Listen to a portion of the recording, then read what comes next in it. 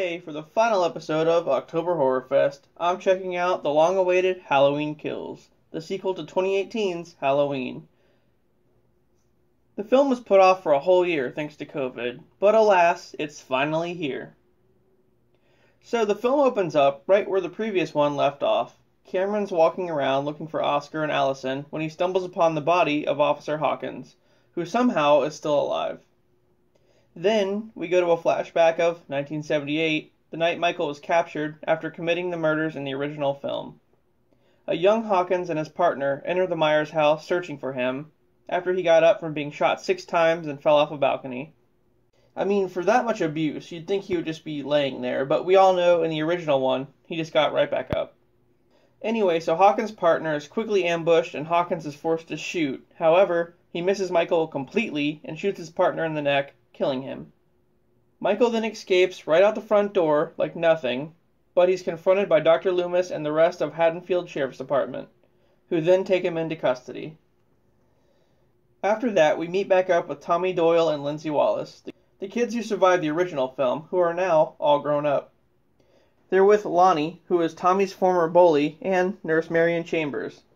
And apparently they've all bonded over being survivors of Michael, and they all hang out together, I guess.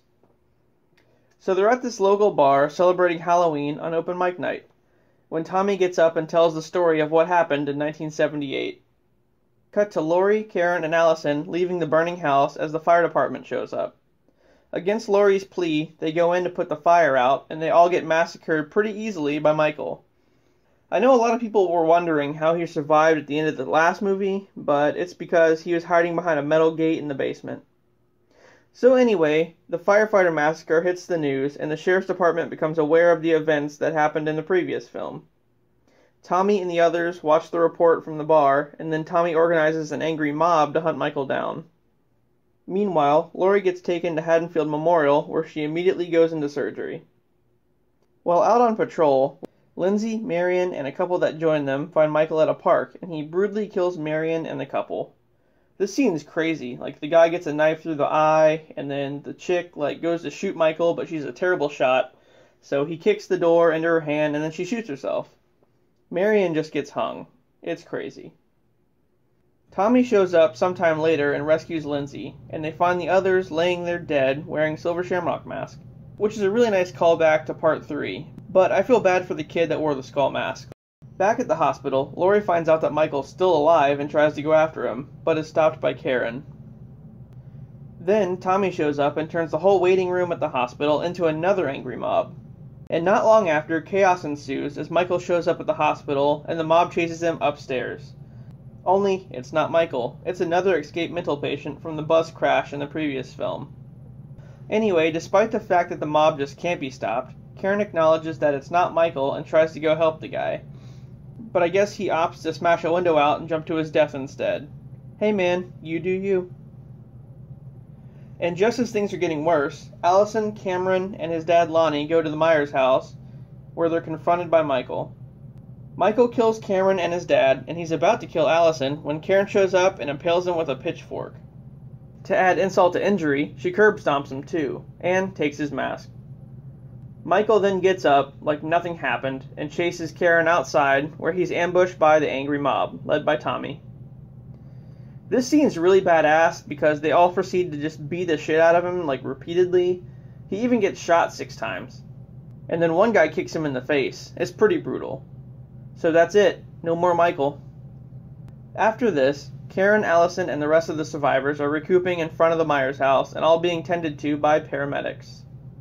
And then suddenly, it jumps back to the mob fight, where after getting his ass kicked, Michael just stands right back up and kills off every single member of the mob, one by one, including Tommy. Damn it, Tommy, you flew too close to the sun, man. In the final moments of the film, we see Karen go up to Judith's old bedroom and stare out the window, as Michael appears behind her and stabs her to death. The end. Alright guys, it was an amazing sequel. There were parts that I loved, and parts that I questioned, but I was on the edge of my seat the whole time. It was a smooth transition from the 2018 film, and it seems like it was all in the same night, which is, I guess, what they were trying to do. I think the return of Kyle Richards, Charles Cyphers, and Nancy Stevens was great. And Anthony Michael Hall did a pretty good job as Tommy.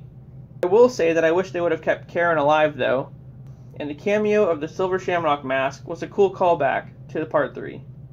Personally, I think it should have ended at the angry mob scene, right when Michael's standing up. But, we still have Halloween Ends next year to look forward to. And keep in mind, Laurie was benched the whole movie, so that means next time, it's her and Michael one-on-one. And there are some other things too. Halloween Ends will take place 4 years after the events of this movie, so it's going to be in real time. I guess Halloween 2018 and Halloween Kills took place in 2018, and Halloween Ends takes place in 2021. And David Gordon Green even said it's going to include COVID and the Trump presidency, so we'll see how that factors in. Alright guys, I'll see you next time, and have a happy Halloween!